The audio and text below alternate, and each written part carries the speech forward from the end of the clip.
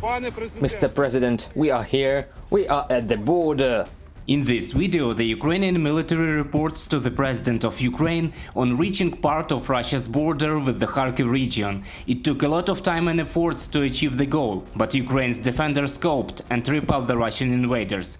Exactly the Kharkiv direction is strategically important for the enemy troops. Igal Levin, military expert, officer of Israel Defense Forces, said.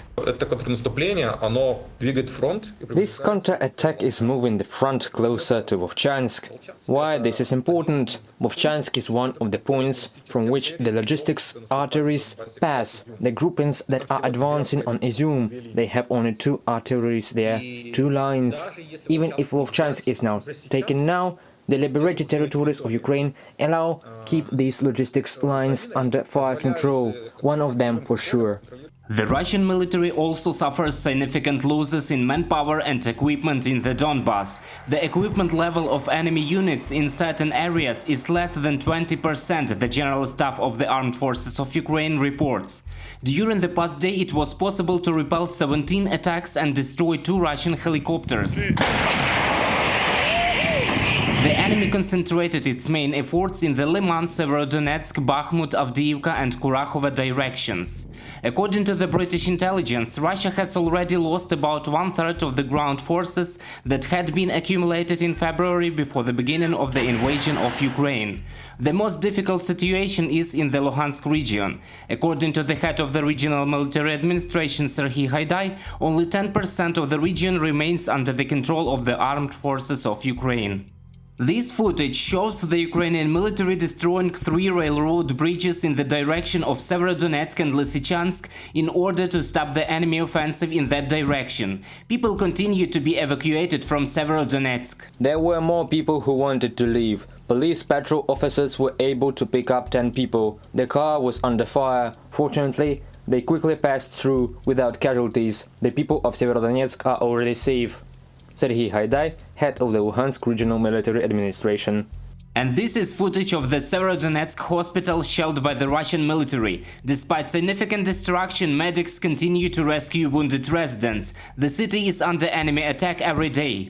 Over the past day, the Russian military shelled 23 settlements in Donetsk and Luhansk regions. 32 residential buildings were destroyed or damaged. 3 people were killed and 13 were wounded. Meanwhile, 42 international court investigators will arrive in Ukraine next week to investigate Russian war crimes. This was announced by the court's prosecutor Karim Khan. This is the largest deployment ever undertaken by my office. 30 of them have been sent on temporary assigned by the Dutch government, including forensic scientists and analysts. Karim Khan, prosecutor of the International Criminal Court. The Russian military also continues to shell Azovstal. 600 wounded defenders of Mariupol are still there. 40 of them are in severe condition. There is practically no food or water left. The hospital uses water that is taken from the heating system. Many are dying due to the impossibility of receiving medical care in time. According to the President of Ukraine, almost every one of the world's leaders and possible international organizations are currently involved in the rescue of the Ukrainian defenders. We continue very complicated and delicate negotiations to save our people from Mariupol, from Azovstal. We deal with this issue on a daily basis, and the main thing is for the agreements to be fulfilled. Meanwhile, the wives and mothers of Azovstal defenders in Mariupol left for Istanbul to thank Turkish President Recep Tayyip Erdogan for his efforts in the humanitarian mission.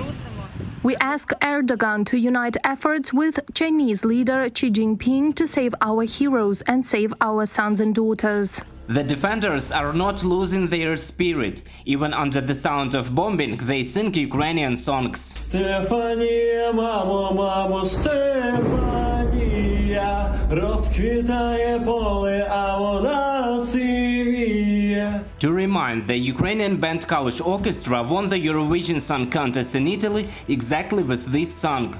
Immediately after the singing in the finals, the soloist of the band Oleg Psuk from the European stage called, against the rules of the contest, to save the fighters of Mariupol from Azovstal. And the day before, people who not indifferent took part in rallies in support of the Ukrainian defenders in Japan, Georgia, Germany, Poland, Turkey, Italy and other countries of the world. Ukrainian postal service Ukrposhta announced the release of a new stamp, which depicts Mariupol Azovstal, symbolically covered with the talisman, a pink Panama of the leader of the Kalush Orchestra, the band that brought Ukraine victory at the Eurovision Song Contest 2022. Reported by Roman Smoler, Alexander Belov, UATV News.